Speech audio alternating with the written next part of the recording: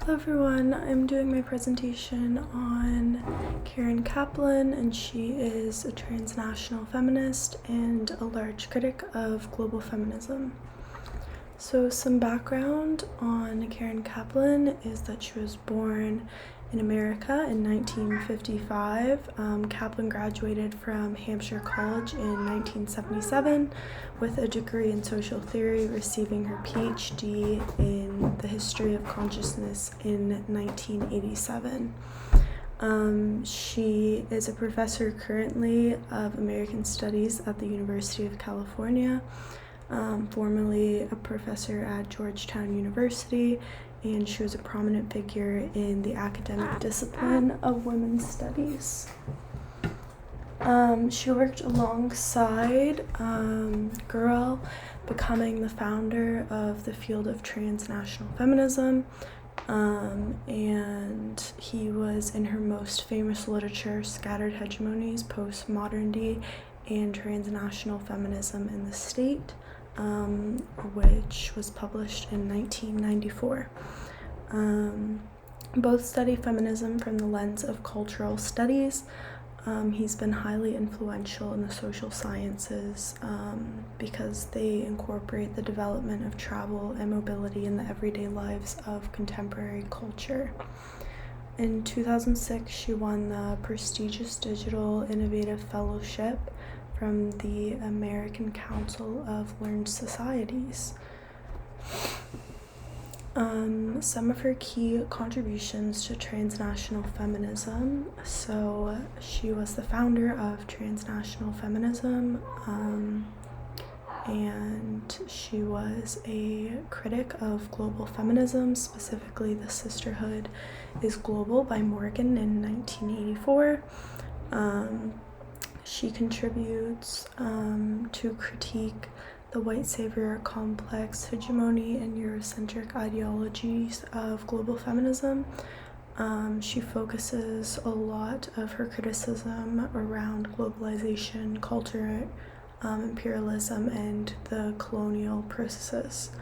And she finds it critical to theorize transnational feminism using the intersectional lens. So she is a critic of The Sisterhood is Global by Morgan in 1984. So transnational feminism was founded by Kaplan and her colleague Gruel, and they developed this out of a critique of global feminism, specifically Morgan's literature, The Sisterhood is Global. Both global feminism and transnational feminism have worldviews of women's oppression. So primarily they fight for unified equality, and the difference between global and transnational feminism is that in global feminism, they believe that there is a strong enough sisterhood to unify against global patriarchy, which transnational feminism does not believe that there is a strong enough sisterhood to unify against global patriarchy.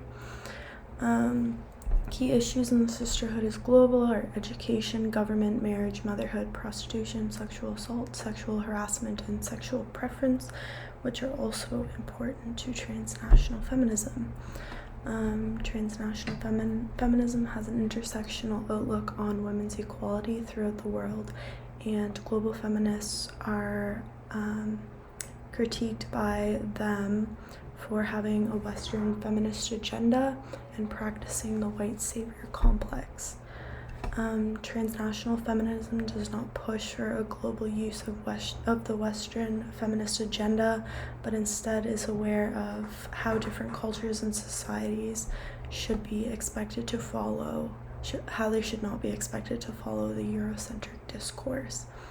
They want to understand the intersections of feminism in different places around the world, but not change all of those places to fit the Western agenda. of hegemonies and Eurocentric ways of thinking. So Kaplan's Scattered Hegemonies, a critique of global feminism and Eurocentric ideologies, globalization, culture, imperialism, and colonialism. So these three kind of go together in a way. Globalization has given the ability for there to be an easy way to create international influence. This can be economically, politically, and socially. So globalization has given the ability for Western feminists to practice culture imperialism and colonialism easier because they have the ability to create a strong social network with other countries and cultures. Kaplan criticizes global feminist practice of culture imperialism because Western feminists hold a power dynamic as the dominant culture. Western feminism's values, practices, and meanings as the dominant version of feminism is harmful to other cultures, and they often use and impose this onto other cultures. The practice of cultural imperialism creates the colonial discourse. This is because the dominant culture neglects the gender, race, nationality, etc., all of these intersectional aspects of the other nation. It becomes the dominant culture is the right way of operating, and the subordinate culture needs to change their methodology and ideologies. Kaplan uses the phrase West to rest to describe this phenomenon taking place in regards to global feminism. So next, Kaplan touches on the Eurocentric ideologies and hegemonies, Western feminist agenda, moral relativism, and contemporary global relations.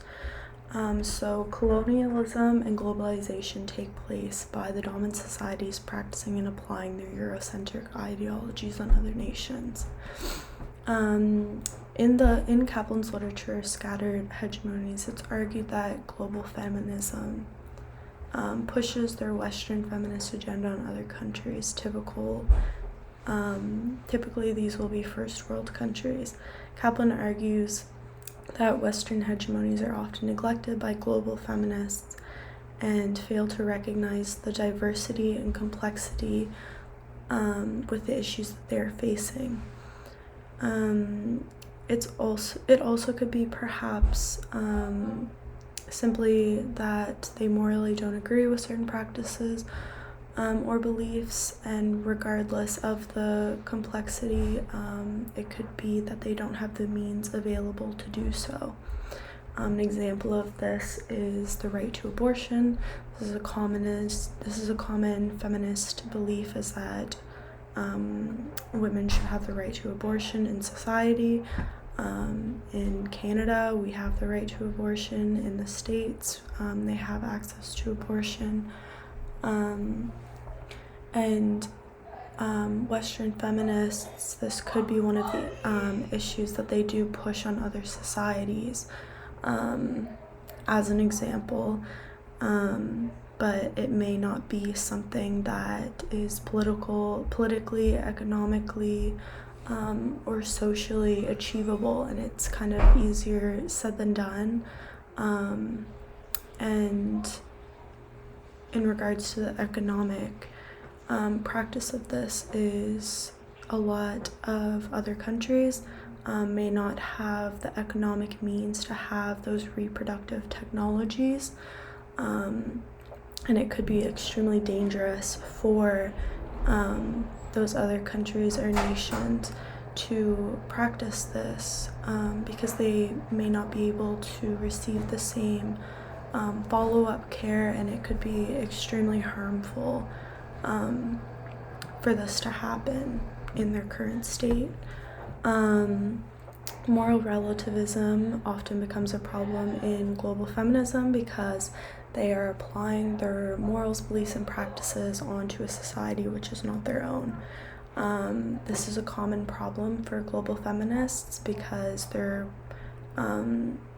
society seems so dominant in the world, because it is a powerful society, it is power dynamics, but they neglect to understand that just because something is the norm to them, it's the norm to their country, and they are a dominant Western society, it doesn't mean that other people's practices are necessarily wrong or that they need to be changed. And that kind of goes along with the hegemonies, and how just because two things are not the same doesn't mean that one of them needs to change, or doesn't mean that one of them has to follow in the lead of the other. So that's where the intersectionality becomes extremely important. That's where the biases have to be kept in mind. And these are all things that Kaplan understands and critiques global feminists for not practicing. And then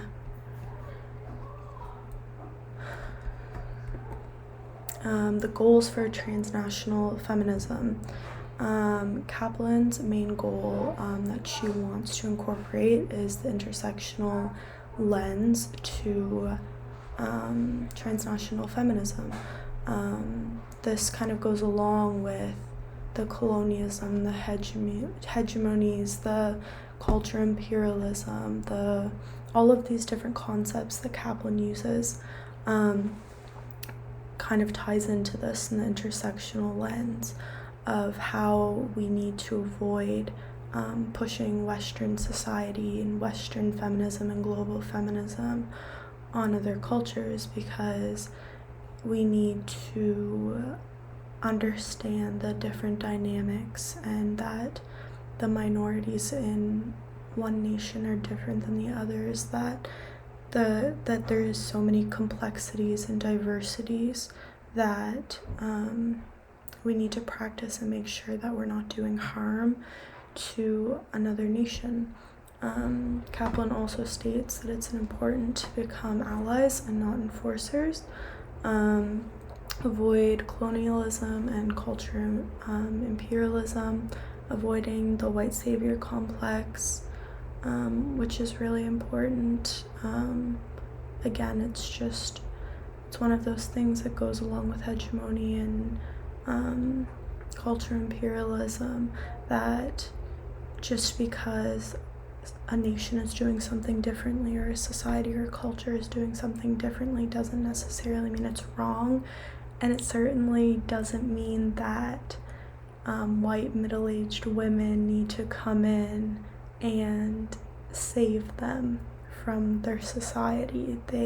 It's important to be allies and not enforcers. It's important not to practice the white savior complex, because these can be extremely harmful things. And lastly, the resistance to modern capitalist social reforms. So these are the references that I used, primarily focused on scattered hegemonies, postmodernity, and transnational feminist practices, which is where her and Gruhl founded the term transnational feminism, and the other three used some bits and pieces to them to finish up. Thanks.